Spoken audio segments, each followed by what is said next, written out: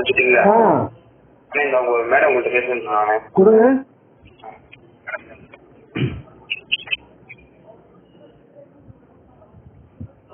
Madam வணக்கம் madam, சொல்லுங்க madam. வணக்கம். இப்ப யார் சைன் பண்றது உங்களோடதுல?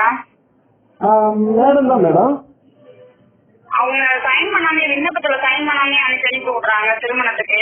திருமணம் வீட்டை வாங்கிட்டு வந்திருக்காங்களா மேடம்? இல்லையே, தொழிற்சங்கத்தோட சீல் வேணும்ல, சீல் சைன் வேணும்ல. அப்படிங்களா மேடம்? வீடியோ கையெழுத்து போட்ட இடத்துல தொழிற்சங்கத்துக்காரங்க கையெழுத்து போட சொல்லுவாங்க மேடம்.